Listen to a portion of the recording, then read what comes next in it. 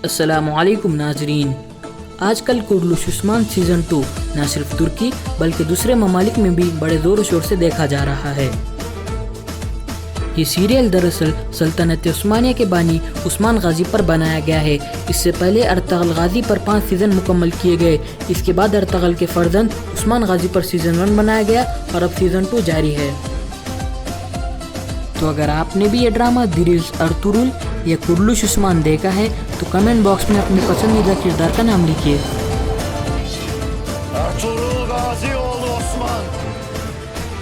تو آج ہم اس ویڈیو میں عثمان غازی اور سلطنت عثمانیہ کے عروج و زوال کے بارے میں بات کریں گے. میرا نام ہے شیخ فرحان فاروق. آپ دیکھ رہے ہیں مسٹری جنکشن.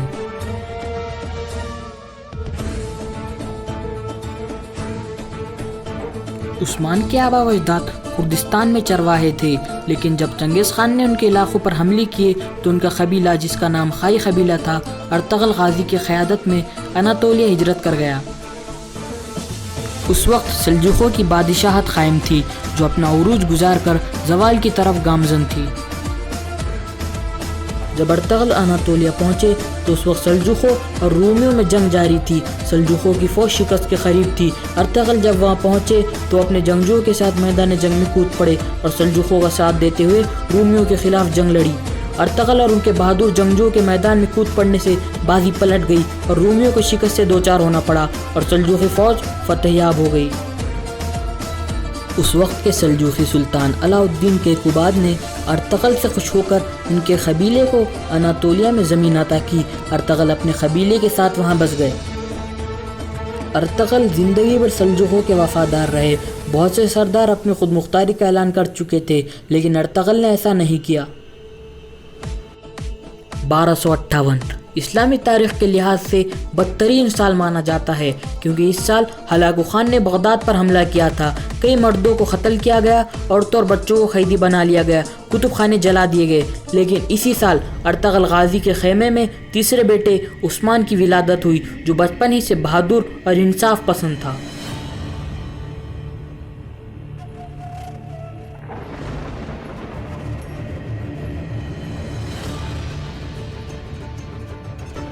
ایک رات جب عثمان اپنے ایک بزرگ شیخ ادب علی کے گھر سو رہے تھے تو انہوں نے خواب میں دیکھا کہ شیخ ادب علی کے سینے سے ایک چاند ہلال کی شکل میں نکلا اور عثمان کے سینے میں داخل ہو گیا، اور پھر عثمان کے سینے سے ایک درخت نکلا جو بڑا ہوتا جا رہا ہے اور اس کی ٹہنیاں دور دور تک دنیا میں سایہ ڈال رہی ہے.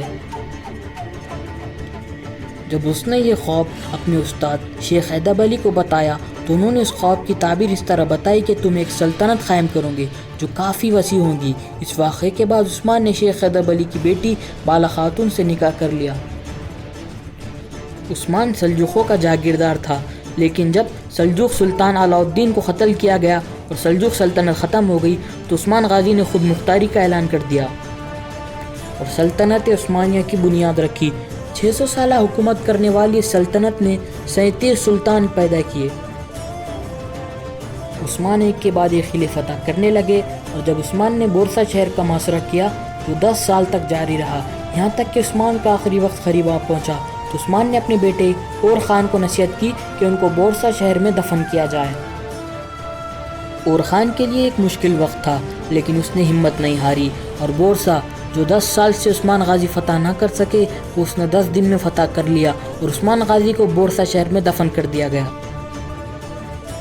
عثمان غازی کے آخری الفاظ یہ تھے کہ جہاد فی سبیل اللہ کو قائم رکھتے ہوئے ہمیشہ دین اسلام کا پرچم سر بلند رکھنا اور ہمیشہ عدل و انصاف پر قائم رہنا. جو شخص بھی اسلام سے بے وفائی کا مرتکب ہوگا تو وہ روز محشر رسول اللہ صلی اللہ علیہ وسلم کی شفاعت سے محروم رہے گا.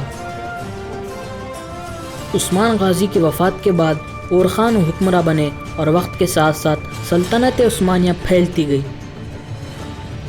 بعد میں سلطان محمد فاتح نے قسطنطنیہ جسے آج استنبول کہتے ہیں فتح کیا.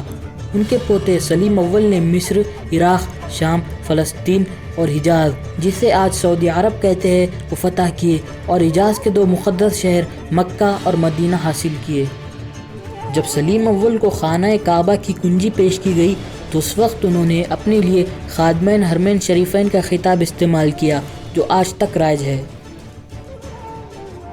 لیکن افسوس، پہلی جنگ عظیم کے بعد سلطنت عثمانیہ کا شہرازہ بکھرنے لگا اور 24 جولائی 1923 کو ایک معاہدہ طے پایا جسے معاہدہ لوزان کہا جاتا ہے۔ اگلے 100 سال تک ترکی پر کئی پابندیاں لگا دی گئی، سلطنت عثمانیہ کا خاتمہ کر دیا گیا جس سے 40 نئے ملک وجود میں آئے۔ اس وقت کے سلطنت عثمانیہ کے آخری سلطان محمد وحید الدین کو ان کی ساری جائیداد ضبط کر کے ملک بدر کر لیا گیا۔ ترکی جو سلطنت عثمانیہ کا مرکز تھا اسے سیکولر قرار دے دیا گیا، خلافت پر پابندی لگا دی گئی، ترکی کو زمین سے معدنیات نکالنے پر پابندی لگا دی گئی۔ ایک بر اعظم سے دوسرے بر اعظم تک سامان پہنچانے والے فاسفورس سمندر کو عالمی سمندر قرار دے دیا گیا۔ اس سمندر سے گزرنے والے کسی بھی بحری جہاز سے ترکی ٹیکس وصول نہیں کر سکتا۔ 1923 کا یہ معاہدہ جو 100 سال تک کے لیے لگایا گیا تھا 2023 میں مکمل ہو جائے گا۔ اس لیے مرد مجاہد طیب اردوغان کہتے ہیں ترکی اب پہلے جیسا کمزور ترکی نہیں رہے گا۔